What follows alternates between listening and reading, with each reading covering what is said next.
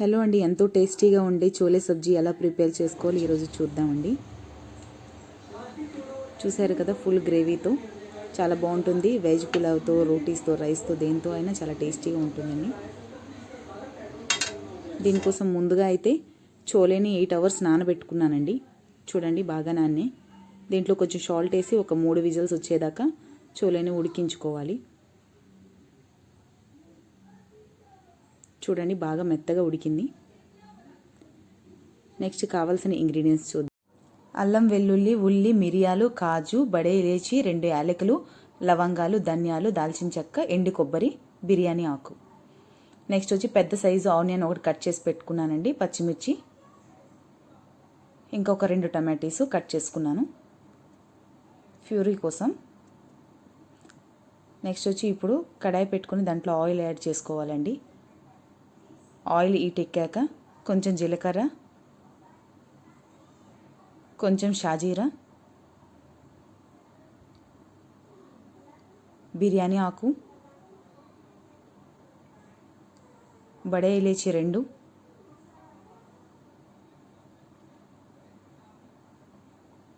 Next వచ్చి cut చేసి పెట్టుకున్న ఆనియన్, పచ్చిమిర్చి యాడ్ చేసుకుని లైట్ గోల్డెన్ కలర్ వచ్చేదాకా ఫ్రై చేసుకోవాలండి.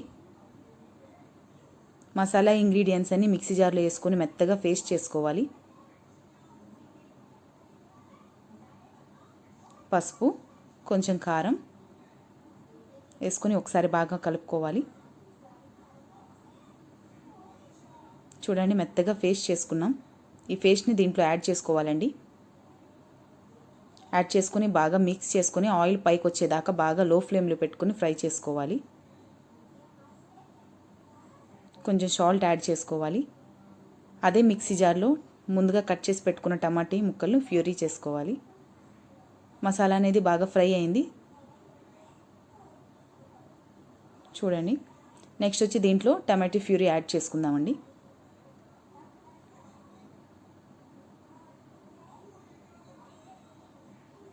యాడ్ చేసుకున్న తర్వాత బాగా ఒకసారి మిక్స్ చేసుకొని దీంట్లో కొంచెం సాల్ట్ యాడ్ చేసుకోవాలి.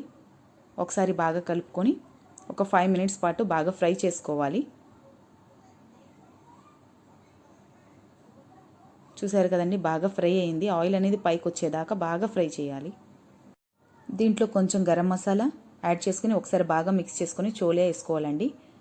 చోలే వేసుకున్నాక బాగా మిక్స్ చేసుకొని 5 మినిట్స్ పాటు బాగా ఫ్రై చేసుకోవాలి. మసాలా అంతా చోలేకి బాగా పట్టేలాగా ఫ్రై చేసుకోవాలండి. చోలే అనేది బాగా ఫ్రై అయింది, మసాలా కూడా బాగా పట్టిందండి. దీంట్లో హాట్ వాటర్ యూస్ చేసుకుంటున్నానండి, కూల్ వాటర్ యూస్ చేయట్లేదు. సో దీంట్లో వాటర్ యాడ్ చేసుకోవాలి. వాటర్ యాడ్ చేసుకున్నాక బాగా కలుపుకోవాలి. ఒకసారి కలుపుకొని ఒక 5 మినిట్స్ పాటు బాగా కుక్ చేసుకోవాలండి.